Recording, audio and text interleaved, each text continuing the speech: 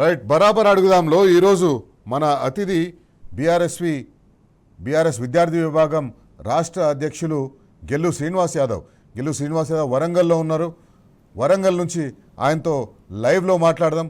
అడుగుదాంలో మనము చర్చించుకుంటున్న topic fee reimbursement తెలంగాణలో BC, SC, ST, minority విద్యార్థులకు, పేద విద్యార్థులకు చాలా ఉపయోగపడే పథకం.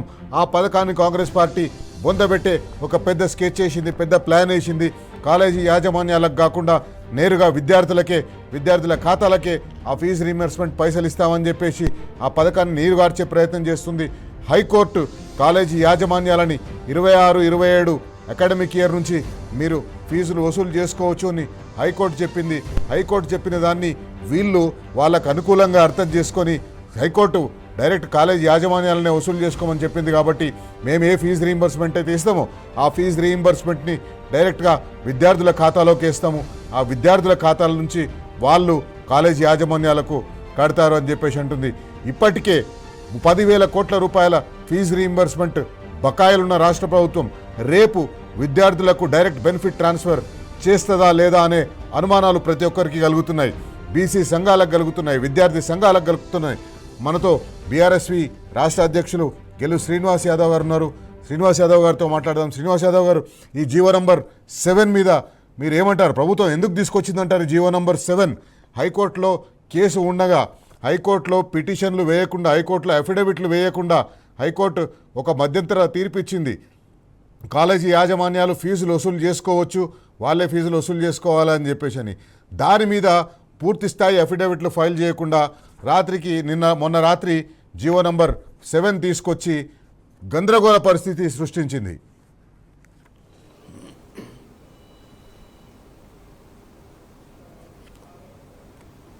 సార్ శ్రీనివాస్ గారు వినిపిస్తుందా? శ్రీనివాస్ గారు, ఈ జీవో నంబర్ 7 గందరగోళ పరిస్థితిని సృష్టిస్తుందా లేదా?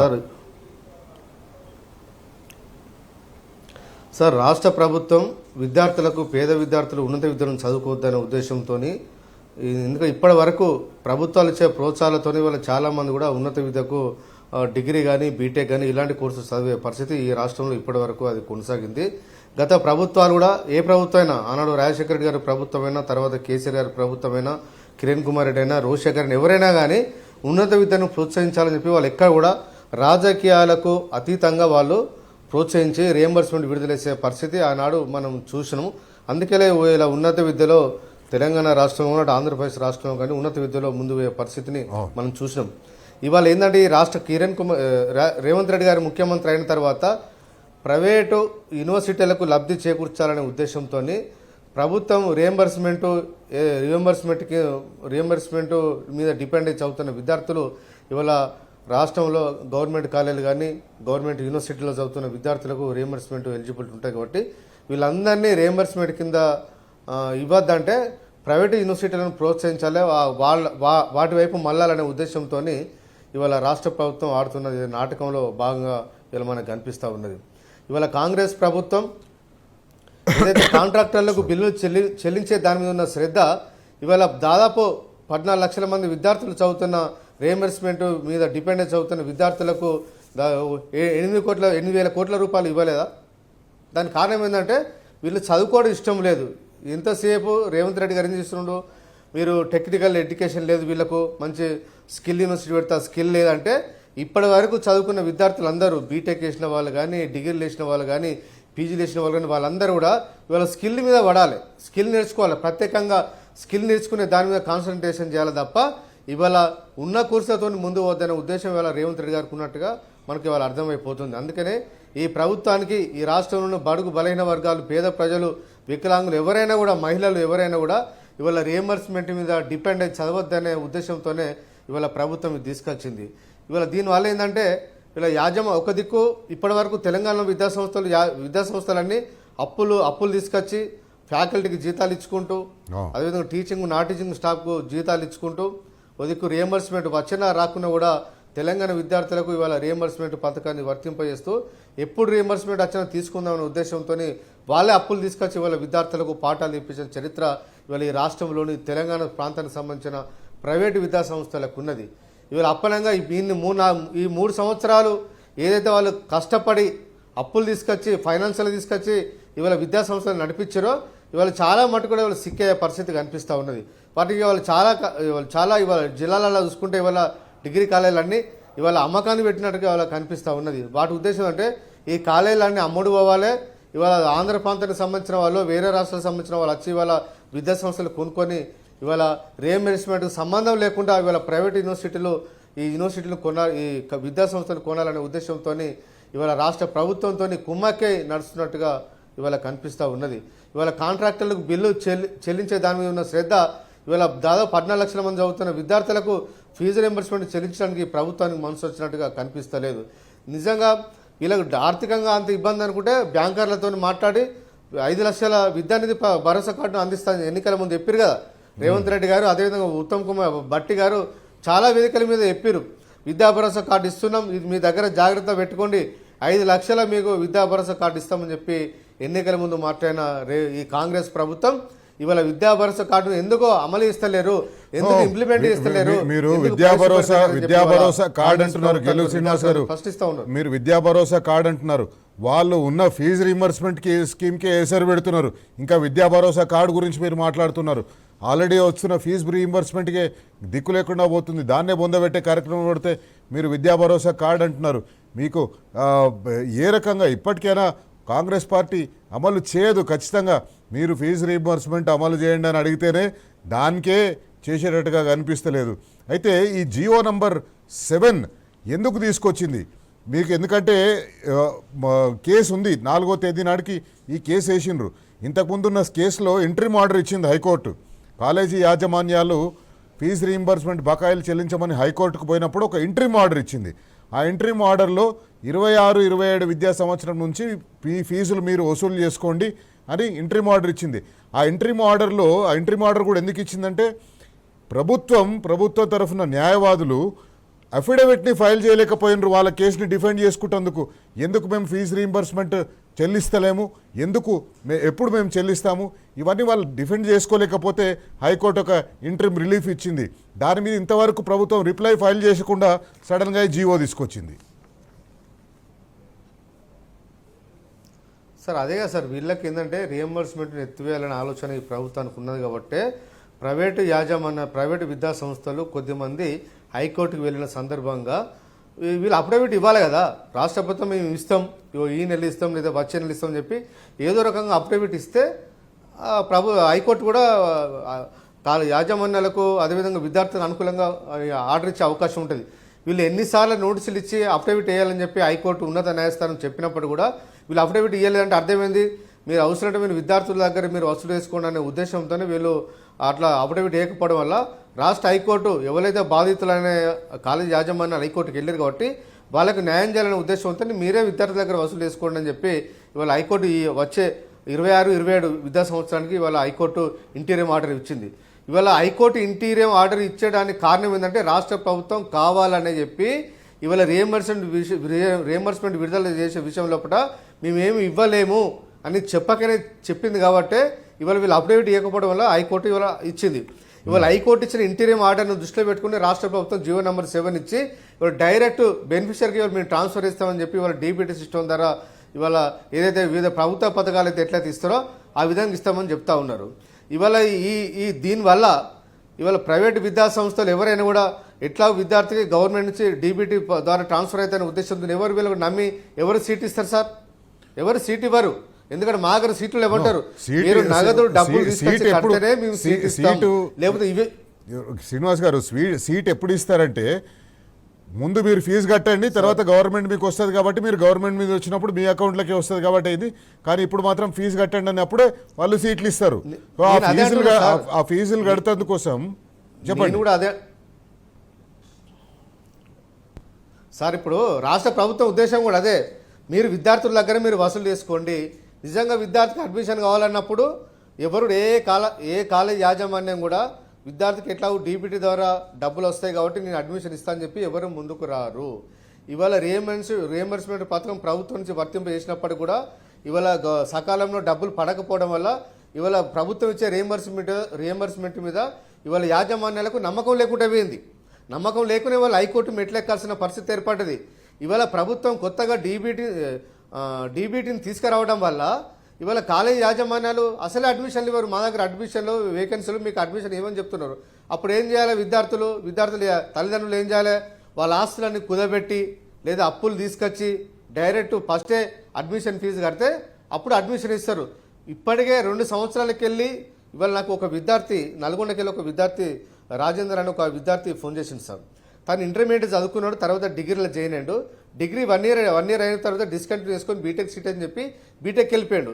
ఇవాళ రీఎంబర్స్మెంట్ అప్లై చేసుకుందామని చెప్పి అప్లై చేసుకుంటే వాళ్ళకు టెక్నికల్ ప్రాబ్లం తెలిస్తే నల్గొండ జిల్లా బీసీ వెల్ఫేర్ ఆఫీస్కి వెళ్ళి మాట్లాడితే మీకు రీఎంబర్స్మెంట్ మీకు శాంక్షన్ అయింది కానీ మీకు పెండింగ్లో ఉంది కాబట్టి దీన్ని మీకు క్లియర్ చేయలేకపోతున్నాం, అందుకే ఈ 90,000 రూపాయల ఫీజు రీఎంబర్స్మెంట్ మీరు కట్టుకోవాల్సిందని చెప్పి వీళ్ళ కాలేజ్ యాజమాన్యాలు ఒత్తిడి ఇస్తున్నారు. అంటే ఆ అబ్బాయిని మరి 1 ఇయర్ కట్టపోయిన బ్రదర్ తర్వాత నీ క్లియర్ చేసుకోవచ్చు కానీ అంటే లేదు సార్ నాకు ఇంటర్మీడియట్ డబ్బులే పడలేదు, ఇంకా కాంగ్రెస్ ప్రభుత్వం నా వచ్చిన కాంచెల్లి నాకు ఇంటర్మీడియట్ డబ్బులే నాకు పడలేదని చెప్తున్నారు. అంటే ఇట్లా అంటే విద్యార్థుల తల్లిదండ్రులు అప్పులు తీసుకొచ్చి ఇవాళ డిగ్రీలో జాయిన్ అయితే డిగ్రీ అయిపోయే వరకు డీబీటీ ద్వారా వీళ్ళకి ట్రాన్స్ఫర్ అవుతాయి. అంటే 3 సంవత్సరాల తర్వాత 4 సంవత్సరాల తర్వాత డీబీటీ ద్వారా ట్రాన్స్ఫర్ అయితే అప్పుడు తీసుకోవాలి. అప్పటి వరకు విద్యార్థుల తల్లిదండ్రులు మాత్రం బ్యాంకుల్లో ఫైనాన్స్లో అప్పులు తీసుకొచ్చి చదువుకోవాలనే విధంగా ఇవాళ ఈ కొత్త సిస్టాన్ని తీసుకురావడం వల్ల విద్యార్థుల కుటుంబాలు ఆర్థికంగా నష్టపోయే పరిస్థితిని బట్టి ప్రభుత్వం ఇప్పటికైనా బేసేజాలు పోకుండా ఈ సిస్టాన్ని రద్దు చేసి మునుపు ఏ విధంగా ఉన్నదో అదే విధానాన్ని కొనసాగించాలి. జీవో నంబర్ 7 రద్దు చేసి శ్రీనివాస్ గారు మీరు ఈ మాట ఇదే మాట మీరు చెప్తే మీరు యాజమాన్యాల పక్షం వహిస్తున్నారు, విద్యార్థుల పక్షం వహిస్తలేరు అని చెప్పే ప్రమాదం ఉంటుంది. అయితే ఒక చిన్న బ్రేక్ తీసుకుందాం, బ్రేక్ తర్వాత ఇది మాట్లాడదాం. ఎందుకు యాజమాన్యాల పక్షం వహించినట్టుగా దీన్ని చూడాలి, విద్యార్థుల పక్షం వహించినట్టుగా ఎందుకు చూడాలంటే యాజమాన్యాలకు కొంత స్తోమత ఉంటుంది, భరించే స్తోమత ఉంటుంది. కానీ దాన్ని యాజమాన్యాల నుంచి భరించలేని వర్గాలకు, బీసీ, ఎస్సీ, ఎస్టీ, మైనారిటీ, పేద బడుగు బలహీన వర్గాలు, వ్యవసాయం చేసుకున్న వాళ్ళు, కూలి పని చేసుకున్న వాళ్ళు, ఆటోలు నడుపుకునే వాళ్ళు, చిన్న చిన్న పనులు చేసుకునే వాళ్ళు, వాళ్ళ మీదకి ఆ భారాన్ని ప్రభుత్వం వేస్తుంది. కాలేజీ యాజమాన్యాలకు పైసలు కట్టలేని అసమర్థతను పేద బడుగు బలైన వర్గాల మీదకి వేసేసి వాళ్ళతోటి కట్టించే ప్రయత్నం చేస్తుంది. ఫీజు రీయింబర్స్మెంట్ మీద కాంగ్రెస్ పార్టీ ప్రభుత్వాన్ని, ముఖ్యమంత్రి రేవంత్ రెడ్డిని, విద్యాశాఖ మంత్రి రేవంత్ రెడ్డిని బరాబర్ అడుగుదాం. ఎందుకు ఫీజు రీయింబర్స్మెంట్ పథకం మీద ఇంత కక్ష పెట్టినరు, ఎందుకు ఈ పథకాన్ని నీరుగార్చే ప్రయత్నం చేస్తున్నారు? బీసీ, ఎస్సీ, ఎస్టీ, బడుగు బలైన వర్గాలు, వికలాంగులు వీళ్ళకి ఇచ్చే ఫీజు రీయింబర్స్మెంట్ మీద మీ కన్నెందుకు పడ్డది? ఎందుకు వాళ్లకు ఈ ఫీజు రీయింబర్స్మెంట్ పథకాన్ని నీరుగార్చే ప్రయత్నం చేస్తున్నారు? డైరెక్ట్ బెనిఫిట్ ట్రాన్స్ఫర్ పేరుతోటి యాజమాన్యాలకు కాకుండా విద్యార్థులకు ఎందుకు ఇస్తున్నారు? యాజమాన్యాలకు ఇవ్వడం అంటే మేమేదో యాజమాన్యాల పక్షం వహించి మాట్లాడుతున్నామని కాదు. యాజమాన్యాలు ఒక సెంట్రలైజ్డ్ ఏజెన్సీ లాగా ఉంటారు, వాళ్ళకి ఇచ్చేస్తే కావాలంటే మీరు నిబంధనలు పెట్టండి, కఠిన నిబంధనలు పెట్టండి యాజమాన్యాలకు. అంతేగాని యాజమాన్యాలకు మీద ఉన్న భారాన్ని, యాజమాన్యాలతో మీకున్న సంబంధాన్ని తెంచేసి మీరు విద్యార్థులతో సంబంధం పెట్టుకొని రేపు ఆ విద్యార్థులకు ఫీజు రీయింబర్స్మెంట్ మీరు డబ్బులు చెల్లించకపోతే యాజమాన్యాలు వాళ్ళని ప్రశ్నిస్తాయి, వాళ్లకు ఇబ్బందులు క్రియేట్ చేస్తాయి. మీ వైఫల్యానికి యాజమాన్యానికి విద్యార్థులకు మధ్య మీరు పంచాయతీ పెడుతున్నారు. గెలు శ్రీనివాస్ యాదవ్ గారు మనతో ఉన్నారు. శ్రీనివాస్ యాదవ్ గారు, దీంట్లో నన్ను చూస్తే ఒక కుట్ర కనిపిస్తోంది ఈ డైరెక్ట్ బెనిఫిట్ ట్రాన్స్ఫర్ అనేది ఒకటి తీసుకురావడంతో. ఎందుకంటే ఈ ఫీజు రీయింబర్స్మెంట్ అనేది ఇంతకుముందు ప్రభుత్వానికి యాజమాన్యాలకు సంబంధం ఉండేది, కానీ ఇప్పుడు యాజమాన్యాలు విద్యార్థులకు మధ్య గొడవలు పెట్టే పరిస్థితి తీసుకొస్తుంది. ఎందుకంటే ప్రభుత్వం ఫీజు రీయింబర్స్మెంట్ చేయకపోతే, డైరెక్ట్ బెనిఫిట్ ట్రాన్స్ఫర్ చేయకపోతే అప్పుడు యాజమాన్యాలు విద్యార్థులు కొట్లాడుకోవాలి, కానీ విద్యార్థులు పోయి ప్రభుత్వంతో కొట్లాడే పరిస్థితి ఉండదు అని చెప్పేసి భావించి ఈ పథకం తీసుకొచ్చినట్టుగా కనిపిస్తుంది. ఇట్లా డైరెక్ట్ బెనిఫిట్ ట్రాన్స్ఫర్ తీసుకొచ్చినట్టుగా అనిపిస్తుంది. మీరేమంటారు? సార్, ఇప్పుడు ప్రభుత్వ ఉద్దేశం ఏంటంటే ఇవాళ యాజమాన్యాలకు ఇవాళ ప్రభుత్వం బకాయి పడ్డది. ఇవాళ ఒక్కొక్క కాలేజీకి దాదాపు కోట్ల రూపాయల బకాయిలు ఇవాళ రాష్ట్ర ప్రభుత్వం నుంచి రావాల్సిన పరిస్థితి ఉంది. ఆ కోట్ల రూపాయల కోసం లీగల్గా అడ్వకేట్లను పెట్టుకొని ఇవాళ హైకోర్టుకి వెళ్ళారు. హైకోర్టుకి వెళ్ళిరనే ఉద్దేశంతో ఇవాళ ప్రభుత్వానికి అర్థమైపోయింది, ఇవాళ యాజమాన్యాలు కనుక మనం మధ్యలో లింక్ పెట్టుకుంటే ఇవాళ ఇదే రీయింబర్స్మెంట్ ఇట్లే కొనసాగితే రేపు ప్రతి కాలేజీ కూడా హైకోర్టుకి వస్తే హైకోర్టు నుంచి మనం చీవాట్లు తినే పరిస్థితి వస్తుందని చెప్పి గ్రహించిన రాష్ట్ర ప్రభుత్వం డైరెక్ట్ ఇవాళ 13 లక్షల మందికి ఇవాళ దీన్ని స్ప్రెడ్ చేయాలంటే ఇవాళ డీబీటీ సిస్టమ్ తీసుకొస్తే రాని విద్యార్థి ఒక్కొక్కరు ఎంతమంది పోతారు హైకోర్టుకు? ఎవరికి హైకోర్టు పోలేని పరిస్థితి ఉంటాయి కాబట్టి ఒక్కో కేసు టు కేసు చూసుకుందామనే ఉద్దేశంతో ఇవాళ రాష్ట్ర ప్రభుత్వం ఇవాళ తప్పించుకునే ప్రయత్నం, ఇవాళ యాజమాన్యాలతో లింకు కట్ అయిపోతే ఇక వాళ్ళు డైరెక్ట్ అలటోలే ఉండరు అనే ఉద్దేశం ఇవాళ ప్రభుత్వంలో కనిపిస్తుంది. రెండోది ఇంకోటి ఏంటంటే ఇవాళ ప్రైవేటు విద్యా సంస్థలు వాళ్ళే డైరెక్ట్గా మీరు వసూలు చేసుకోండి. ముందు విద్యార్థి చదువుకోవాలనుకుంటే, అడ్మిషన్ కావాలనుకుంటే వాళ్ళ తల్లిదండ్రులు ఏదైనా అప్పు తీసుకొచ్చారో మీకు డబ్బులు కడతారు, మీరు డైరెక్ట్ మీరు ముందు వాళ్ళకి మీరు డబ్బులు తీసుకోండి అనే ఉద్దేశంలో ఇవాళ ప్రభుత్వం ఇవాళ జీవో నెంబర్ 7 తీసుకొచ్చింది. వాటి ఉద్దేశం అది. శ్రీనివాస్ యాదవ్ గారు, ఒకటి ఇప్పుడు ప్రభుత్వం ఒకవేళ డైరెక్ట్ బెనిఫిట్ ట్రాన్స్ఫర్ అంటే మీరు అన్నట్టు విద్యార్థులు ఇండివిజువల్ లెవెల్లో డీల్ చేసుకోవాలి. ఒకవేళ ప్రభుత్వం చెల్లించకపోతే ఒక్కొక్క విద్యార్థిగా కోర్టుకు పోవాల్సి వస్తుంది కాబట్టి దాన్ని ఈజీగా డీల్ చేయొచ్చు. రెండోది ఏంటంటే రాజకీయంగా ప్రభుత్వం ఆలోచిస్తున్నది ఏంటంటే ఈ విద్యార్థులు అందరూ ఫీజు రీయింబర్స్మెంట్ వచ్చే వాళ్ళు అసంఘటితంగా ఉంటారు. ఎందుకంటే ఒక కాలేజీలో చదివే వాళ్ళలో ఒక 30-40% మంది ఫీజు రీయింబర్స్మెంట్ వచ్చే వాళ్ళు ఉంటే ఒక 60% మంది ఫీజు రీయింబర్స్మెంట్ రాని వాళ్ళే ఉంటారు. వాళ్ళు అసంఘటితంగా ఉంటారు కాబట్టి వాళ్లకు చెల్లించకపోయినా వాళ్ళు బయటికి వచ్చి కొట్లాడే పరిస్థితి ఉండదు. ఏదో ఒక రకంగా అప్పు చేసో సొప్పు చేసో కోఆపరేటివ్లో లోన్ తీసుకొని ఇంత భూమి ఉంటే భూమి తాకట్టు పెట్టో, లేకపోతే ఇంత ఆటో నడుపుకునేటోడైతే ఆటో తాకట్టు పెట్టో, ప్రైవేట్ లోన్లో ఏవో తీసుకొని వచ్చేసి కట్టుకుంటారు. మనకెందుకని ప్రభుత్వం చెప్పినట్టుగా కనిపిస్తుంది.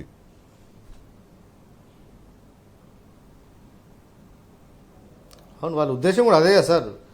ప్రభుత్వం యొక్క భరోసా కూడా అదే. ఇలా ఇన్ని పరిస్థితులను దృష్టిలో పెట్టుకొని వాళ్ళకి అనుకూలంగా ఉంటుందనే ఉద్దేశంతో వాళ్ళ డీబీటీ సిస్టాన్ని ఇవాళ తీసుకొస్తున్నారు. ఇది తప్పని చెప్పి వాళ్ళ విద్యార్థి సంఘాలకి వాళ్ళందరూ కూడా దీన్ని వ్యతిరేకిస్తూ ఉన్నారు. ప్రభుత్వం రియంబర్స్మెంట్ పథకం నుంచి చేతులు లాబట్టే ఒక కార్యక్రమాన్ని ఈ ప్రభుత్వం తీసుకున్నది.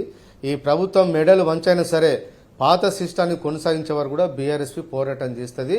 మొన్ననే 27 తారీఖు నుంచి 29 తారీఖు వరకు ఈ రాష్ట్రంలో బాకీ ఫీజు రియంబర్స్మెంట్ బాకీని విడుదల చేయాలని చెప్పి మా విద్యార్థులందరూ ఇవాళ లక్షకు పైగా విద్యార్థులందరూ కూడా హైకోర్టు న్యాయమూర్తికి ఇప్పటికే లెటర్లు రాశారు. మీరు ఇచ్చిన ఇంటీరియం ఆర్డర్ వల్ల ఇవాళ విద్యార్థులు ఆందోళన చెందుతూ ఉన్నారు. ప్రభుత్వానికి ఒక డైరెక్షన్ ఇచ్చి మాకు రియంబర్స్మెంట్ బకాయిలు విడుదల చేయాలని చెప్పి రాష్ట్ర ఉన్నత ప్రధాన న్యాయమూర్తి గారికి ఇవాళ ఈ రాష్ట్ర వ్యాప్తంగా విద్యార్థులందరూ లక్షలాది మంది విద్యార్థులు కూడా పోస్ట్ కార్డు ద్వారా ఇవాళ లెటర్లు రాయడం జరిగింది. అదేవిధంగా అన్ని కలెక్టరేట్ల వద్ద ప్రజావాణిని కూడా ఫిర్యాదు చేయడం జరిగింది. ఇవాళ ఇంజనీరింగ్ కాలేజీలు కూడా విద్యార్థులను మొత్తం బంద్ చేయడం జరిగింది. 29 తారీఖు కాలేజీల బంద్ కూడా విజయవంతంగా చేయడం జరిగింది. ఈ ప్రభుత్వానికి ఎన్ని కార్యక్రమాలు చేసినా, ఎన్ని ప్రభుత్వానికి వ్యతిరేకంగా కార్యక్రమాలు చేసినా కూడా దున్నపోతు మీద వానబడ్డట్టే ఉన్నది తప్ప వీళ్ళకు ఫీజు రియంబర్స్మెంట్ బకాయిలు చెల్లించాలనే ఆలోచన లేదు. ఎంతసేపు వీళ్ళ బకాయిలన్నీ కాంట్రాక్టర్ల బిల్లులన్నీ చెల్లించడానికి వీళ్ళకు మనసు వస్తుంది. దాదాపు 1000 కోట్ల రూపాయలు కాంట్రాక్టుల బిల్లు చెల్లిస్తున్నారు తప్ప 14 లక్షల మంది విద్యార్థులు చదువుతున్న ఫీజు రియంబర్స్మెంట్ డిపెండెన్స్ చదువుతున్న విద్యార్థులకు మాత్రం ఫీజు రియంబర్స్మెంట్ బకాయిలు చెల్లించిన ఆలోచన ఈ ప్రభుత్వానికి లేదు. బడుగు బలహీన వర్గాలకు, పేద విద్యార్థులకు రియంబర్స్మెంట్ పథకాన్ని ఇవ్వాలనే ఆలోచన లేదు. కాబట్టే ఇవాళ జీవో నెంబర్ 7 తీసుకొచ్చి ఇవాళ డీబీటీ సిస్టమ్ ద్వారా ఎప్పుడో వాళ్ళకు తీరుగా వచ్చినప్పుడు కాంట్రాక్టుల బిల్లులను చెల్లించిన తర్వాత మెల్లగా పురుషతగా వీళ్లకు డబ్బులు ఎత్తామనే ఉద్దేశంతోనే అప్పటి వరకు మీరు యాజమాన్యాలు మీరు పేరెంట్స్ దగ్గర మీరు ఫీజులు వసూలు చేసుకోండి అనే ఉద్దేశం మీదనే ఇవాళ జీవో నెంబర్ 7 ఇచ్చింది. దీనివల్ల దాదాపు ఒక 30-40% కూడా విద్యార్థులు డబ్బులు లేక 30-40% కూడా ఉన్నత విద్యకు దూరమయ్యే పరిస్థితి కనిపిస్తున్నట్టుగా మనకి ఇవాళ అర్థమైపోతుంది. ఇప్పటికే చాలామంది విద్యార్థులు కూడా తల్లిదండ్రులు అందరూ ఆందోళన చెందుతూ ఉన్నారు. మేము మా పిల్లలను రేపు ఉన్నత విద్య చదివిస్తుంటే రియంబర్స్మెంట్ రాదట కదా, ఈ 1000 రూపాయల డబ్బులు ఎట్లా కట్టాలనే ఆందోళనతోనే ఇవాళ పేరెంట్స్ ఉన్నారు. కాబట్టి ఇవాళ ప్రభుత్వం ఒక ఆందోళన ఇవాళ క్రియేట్ చేస్తూ ఉన్నది. శ్రీనివాస్ గారు, ప్రభుత్వం డైరెక్ట్ బెనిఫిట్ ట్రాన్స్ఫర్ అనేది ఎప్పుడు తీసుకొచ్చినా కూడా దీంట్లో లీకేజ్లను అరికట్టడం కోసం, పిల్ఫరేజ్లను అరికట్టడం కోసం డైరెక్ట్ బెనిఫిట్ ట్రాన్స్ఫర్ తీసుకొస్తున్నాం అంటున్నారు. ఇంతకుముందు కూడా అనేక పథకాలు అట్లనే డైరెక్ట్ బెనిఫిట్ ట్రాన్స్ఫర్ చేసినారు. ఇప్పుడు మన గ్యాస్ సిలిండర్ల మీద వచ్చే సబ్సిడీ కూడా ఇంతకుముందు ఆయిల్ కంపెనీలకు ఇచ్చేది, ఆయిల్ కంపెనీ లేకుండా ఆ సబ్సిడీని ఎవరైతే గ్యాస్ ఉంటారో, కనెక్షన్ ఉంటుందో వాళ్ళకి డైరెక్ట్గా ట్రాన్స్ఫర్ చేసేది. కోర్స్ అది అయిపోయింది, ఇప్పుడు దాన్ని జీరో చేసి పడేసిన మొత్తం మీద. అయితే ఇప్పుడు ఇక్కడ కూడా కాలేజీ యాజమాన్యాలు పిల్ఫరేజ్ చేస్తున్నాయి, డూప్లికేషన్ చేస్తున్నాయి, లేకపోతే ఇంపర్సనేషన్ చేస్తున్నాయి, లేని విద్యార్థులను ఉన్నట్టుగా చూపిస్తున్నారు. కాబట్టి అవన్నీ కట్ చేసేందుకోసమే డైరెక్ట్ బెనిఫిట్ ట్రాన్స్ఫర్ చేస్తామని ప్రభుత్వం వాదిస్తుంది. సార్ ఇప్పుడు డూప్లికేషన్ ఉంటే ప్రభుత్వ దగ్గర విద్యాశాఖ దగ్గర మంచి యంత్రాంగం ఉన్నది. ఎవరైనా రెవెన్యూ వాళ్ళని వాడుకోవచ్చు, నియర్ బై పోలీసులను వాడుకోవచ్చు, స్పెషల్ ఆఫీసర్లను అపాయింట్ చేయొచ్చు. నిజంగా డూప్లికేషన్ ఉన్నదా, విద్యార్థులు రెగ్యులర్గా వస్తున్నారా లేదంటానికి బయోమెట్రిక్ పెట్టండి. ఎవరు అంటున్నారు? 100% బయోమెట్రిక్ పెట్టండి, ఫ్యాకల్టీకి పెట్టండి, స్టూడెంట్కి పెట్టండి. అంతే తప్ప ఇట్లా ఈ డీబీటీ సిస్టమ్ తీసుకురావడం వల్ల విద్యార్థులు ఫస్ట్ అయితే డబ్బులు కట్టాలి. ఎవరు కట్టాలి? ప్రభుత్వం ఇస్తుందా? ప్రభుత్వం నిజంగానే డైరెక్ట్ బెనిఫిట్ ట్రాన్స్ఫర్ మీద ఇంట్రెస్ట్ ఉంటే 2 మార్గాలు ప్రభుత్వానికి ఉన్నాయి. ఒకటి, మీరు డైరెక్ట్ యాజమాన్యాలకే వేయండి, కానీ యాజమాన్యాలను మీరు కట్టడి చేయండి. కొన్ని సిస్టమ్స్ పెట్టండి. ఆ సిస్టమ్స్లో మీరు ఇంపర్సనేషన్ కాకుండా, డూప్లికేషన్ కాకుండా, లేకపోతే ఫేక్ స్టూడెంట్ ఎన్రోల్మెంట్ కానీ వీటన్నింటిని కూడా మీరు కట్టడి చేయొచ్చు. కానీ డైరెక్ట్ బెనిఫిట్ టు స్టూడెంట్స్ అనడం వల్ల మీరు ఈ జీవో 7 తోటి చేస్తున్నది ఒకటి తీవ్రమైన నష్టం ఏంటంటే, మీరు ఆ జీవోలో ఒకవేళ మీకు చిత్తశుద్ధి ఉంటే ప్రభుత్వం ఆ జీవోలో స్పష్టంగా చెప్పి ఉండాలి. ఈ అడ్మిషన్లు ప్రారంభమైన నాటి నుంచి, అడ్మిషన్ వచ్చినట్టు లెటర్ వచ్చిన నాటి నుంచి last date for the payment of fee అని ఉంటుంది. ఆ లోపల మీకు ఇంత పర్సెంటేజ్ ఇస్తాము, ఫస్ట్ సెమిస్టర్ అయిపోయేంత లోపల మీకు 33% ఇస్తాము, సెకండ్ సెమిస్టర్ అంటే ఆ ఇయర్లో ఉండే సెకండ్ సెమిస్టర్ అయిపోయేంత లోపల థర్డ్ ఇన్స్టాల్మెంట్ ఇచ్చేస్తాం, ఇట్లా 100% వచ్చేస్తా అని జీవోలో ఒకవేళ చిత్తశుద్ధి ఉంటే స్పష్టంగా చెప్పేవాళ్ళు. కానీ ఒక చిన్న బ్రేక్ తీసుకుందాం శ్రీనివాస్ గారు. ఒక చిన్న బ్రేక్ తీసుకున్న తర్వాత ఈ జీవోలో ఎందుకు ప్రభుత్వం మోసం బట్టబయలవుతుందనేది మాట్లాడదాం. ఒక ఫీజు రీయింబర్స్మెంట్ మీద కాంగ్రెస్ పార్టీ ప్రభుత్వాన్ని, ముఖ్యమంత్రి రేవంత్ రెడ్డిని, విద్యాశాఖ మంత్రి రేవంత్ రెడ్డిని బరాబర్ అడుగుదాం. ఎందుకు ఫీజు రీయింబర్స్మెంట్లో పేద విద్యార్థులకు మీరు కట్టే ఫీజుకు ఎందుకింత మెలకలు పెడుతున్నారు, ఎందుకింత కాంప్లికేట్ చేస్తున్నారు, ఎందుకు దీన్ని ఇంత క్లిష్టంగా మార్చేస్తున్నారు? డైరెక్ట్ బెనిఫిట్ స్కీమ్ తీసుకురావడం వల్ల, డైరెక్ట్ బెనిఫిట్ ట్రాన్స్ఫర్ తీసుకురావడం వల్ల ప్రభుత్వానికి వచ్చే లాభం ఏంది? డైరెక్ట్ బెనిఫిట్ కాలేజీలకే ఇచ్చే పథకాన్ని తీసేయడం వల్ల ప్రభుత్వానికి వచ్చే లాభం ఏంది? దీని మీద మీరు స్పష్టతనివ్వకుండా డైరెక్ట్ బెనిఫిట్ ట్రాన్స్ఫర్ చేస్తామంటే ఈ విద్యార్థులు ఒప్పుకునేటట్టుగా లేరు. బీసీ సంఘాలు కూడా వార్నింగ్ ఇచ్చినాయి. బీసీ సంఘాలు 3వ తేదీ నాడు ఈ జీవో నంబర్ 7 కాపీని తగలబెట్టే కార్యక్రమాన్ని తీసుకున్నాయి. బీసీ సంఘాలు సంఘటితమవుతున్నాయి. విద్యార్థుల పక్షాన వాళ్ళు ఏకమవుతున్నారు. గల్లు శ్రీనివాస్ గారు మనతో ఉన్నారు. శ్రీనివాస్ గారు, మీరు చెప్పండి, ఏ రకమైన సొల్యూషన్స్ గవర్నమెంట్ దగ్గర ఉన్నాయి, కానీ వాటిని గవర్నమెంట్ సీరియస్గా తీసుకుంటలేదు? సార్, ప్రభుత్వం దగ్గర వాళ్ళ ఎన్ని సొల్యూషన్ ఉన్నా కూడా వాళ్ళు మాట మీద ప్రభుత్వం నిలబడలేదు. ఎందుకంటే గతంలో ఫీజు రిమెంబర్స్మెంట్ కోసం గ్రీన్ ఛానల్ ఏర్పాటు చేసి ₹1 కూడా బకాయి లేకుండా చెల్లిస్తామని చెప్పి ఎన్నికల ముందు మాట ఇచ్చారు. ఎన్నికల తర్వాత కూడా ఇస్తామని చెప్పి ముఖ్యమంత్రి గారు జేఎన్టీలో అన్ని కాలేజీల యాజమాన్యాలను పిలిచి మీటింగ్ పెట్టి ప్రభుత్వం యాజమాన్యాలతోనే ఒక సెటిల్మెంట్ ఒక ఆఫర్ ఇచ్చింది. అసలు సెటిల్మెంట్ అని ఉంటుంది సార్. విద్యార్థులు వాళ్ళు ఒక చారిటీతోని విద్యార్థులను ఆదుకోవాలని, ఒక మంచి ఉన్నత విద్యను అందించాలనే ఉద్దేశంతో నాన్ ప్రాఫిట్గా ఇవాళ కాలేజీలను రన్ చేసుకుంటూ వాళ్ళు రీఎంబర్స్మెంట్ను ప్రభుత్వం ఎప్పుడిచ్చినా తీసుకొని భరిస్తూ ఇవాళ విద్యను అందిస్తున్న విద్యా సంస్థలకు మీరు సెటిల్మెంట్ చేసుకుందాం, కొంత పర్సెంటేజ్, ఎంత పర్సెంటేజ్ మీరు మాఫీ చేస్తారో చేయండి అనే విధంగా మాట్లాడడం అనేది ఈ ప్రభుత్వం విద్యా వ్యవస్థ మీద విద్యార్థులకు విద్యను అందించే విధానం ఇది కాదనేది చాలా స్పష్టంగా విమర్శలు ఎదుర్కొన్నది ఈ రాష్ట్ర ప్రభుత్వం. ఎందుకంటే ఎవరైనా అప్పులు ఎగ్గొట్టే వాళ్ళకు కోర్టులు చెప్తుంది, మీరు ఎంత కడతారో కట్టు, మిగతా అంతా వేవ్ చేస్తామని చెప్పి బ్యాంకర్స్కు కోర్టులు చెప్తాయి. ఇవాళ ఆ విధంగా ఇవాళ విద్యా సంస్థలను రాష్ట్ర ప్రభుత్వం రాయబారం చేయడం అనేది ఇవాళ ఈ రాష్ట్రంలోని విద్యా మేధావులందరూ కూడా చాలా అసహించుకున్నారు ప్రభుత్వం తీరును. కానీ కాంట్రాక్టర్లకు ఇచ్చడానికో ప్రభుత్వం దగ్గర డబ్బులు ఉంటాయి. రైతు రియంబర్స్మెంట్ను ఆపి, రైతు బంధును ఆపి కాంట్రాక్టర్లకు డబ్బులు ఇచ్చిన చరిత్ర ఇవాళ ఈ రాష్ట్ర ప్రభుత్వానికి ఉన్నది. అదే 14 లక్షల మంది చదువుతున్న విద్యార్థుల కోసం రియంబర్స్మెంట్ ఇచ్చడానికి ఉన్న ఇబ్బంది ఏముందని చెప్పి ఇవాళ అందరూ మేధావులందరూ ప్రశ్నించ కూడా ఈ ప్రభుత్వంలో ఎలాంటి చెల్లం లేదు.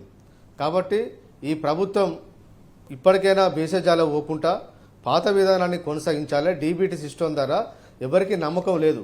డీబీటీ సిస్టమ్ ఒక దిక్కు కాలేజీలో యాజమాన్యాలు నమ్మితే మీరు డీబీటీ సిస్టాన్ని తీసుకురండి. యాజమాన్యాలు డీబీటీ సిస్టమ్ నమ్మే పరిస్థితి ఉన్నదా? యాజమాన్యాలే కాదు, విద్యార్థులు కూడా నమ్మే పరిస్థితి లేదు కదా. చాలా మంది ఎక్కువ ఎవరు నమ్మే పరిస్థితి లేదు సార్. ఎవ్వరు కూడా రాష్ట్ర ప్రభుత్వాన్ని డీబీటీ సిస్టాన్ని ఎవరు కూడా నమ్మే పరిస్థితి లేదు.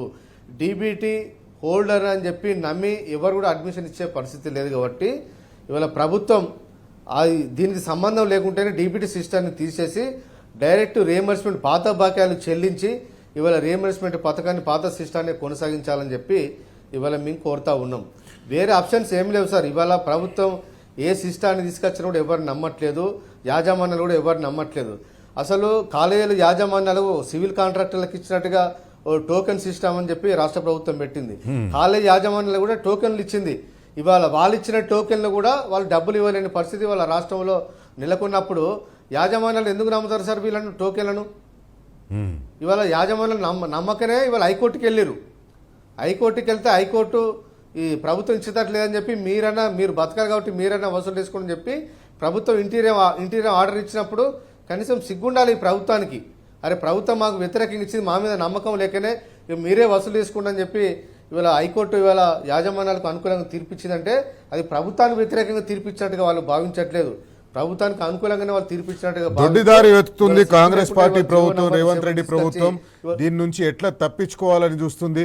హైకోర్టు తీర్పుని కూడా తప్పుపట్టే విధంగా, లేకపోతే హైకోర్టు తీర్పును కూడా పక్కకు పెట్టే విధంగా జీవో నంబర్ 29 విడుదల చేసింది. ఆ జీవో నంబర్ 29కి సంబంధించి జీవో నంబర్ 7కు సంబంధించిన వివరాలతో ఒక అఫిడవిట్ కూడా వాళ్ళు దాఖలు చేయొచ్చు, కానీ అఫిడవిట్ దాఖలు చేయలేదు.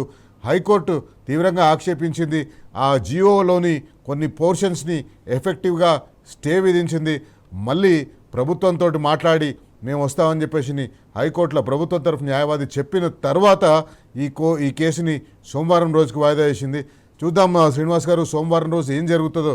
ఎందుకంటే మనం ఈ రెండు చాలా కీలకమైన విషయాలు, రాష్ట్రంలో లక్షలాది విద్యార్థుల భవిష్యత్తుకు సంబంధించిన విషయం. 2026-27 సంవత్సరంలో కాలేజీల్లో చేరబోయే వారికి తర్వాత 23, 24, 25, 26 ఈ 3 సంవత్సరాల్లో ఆల్రెడీ చేరి చదువుతున్న వాళ్ళకి సంబంధించిన విషయం. కాబట్టి రాష్ట్రంలో లక్షలాది మంది ఫీజు రీయింబర్స్మెంట్ లబ్ధిదారులు, బీసీలు ఉంటారు, ఎస్సీలు ఉంటారు, ఎస్టీలు ఉంటారు, మైనారిటీలు, వికలాంగులు, ఇట్లా అనేక బలహీన వర్గాల వారికి సంబంధించిన ఈ అంశం. కాబట్టి ఈ అంశంలో రాష్ట్ర ప్రభుత్వం ఏం చేస్తుంది? రాష్ట్ర ప్రభుత్వం ఖచ్చితంగా దిగి రావాలి. పాత పద్ధతిలోనే కంటిన్యూ చేయాలి. పాత పద్ధతిలో ఎందుకు కంటిన్యూ చేయాలంటే దాంట్లో మీరు ఒకవేళ లూప్ హోల్స్ ఉంటే దాన్ని ఫిక్స్ చేయండి. యాజమాన్యాలను స్ట్రిక్ట్గా చెప్పండి. ఎక్కడ డూప్లికేషన్ లేకుండా, ఎక్కడ ఫేక్ లేకుండా, ఎక్కడ ఇంపర్సనేషన్ లేకుండా మీరు చేయండి. అది చేయడం చేతగాక ఈరోజు దీని నుంచి తప్పించుకునే ప్రయత్నం చేస్తున్నారు. ఖచ్చితంగా తెలంగాణ సమాజం బరాబర్ అడుగుతుంది, నిలదీస్తుంది. ఎందుకు మీరు ఈ పథకాన్ని కూడా నీరుగారుస్తున్నారని. థ్యాంక్ యూ శ్రీనివాస్ గారు చర్చలో పాల్గొన్నందుకు. ఇది ఇవాల్టి బరాబర్ అడుగుదాం. మరో ముఖ్యమైన అంశంతో మళ్ళీ కలుసుకుందాం. అంతవరకు సెలవు. నమస్తే. జై Telangana. Stay tune to T news.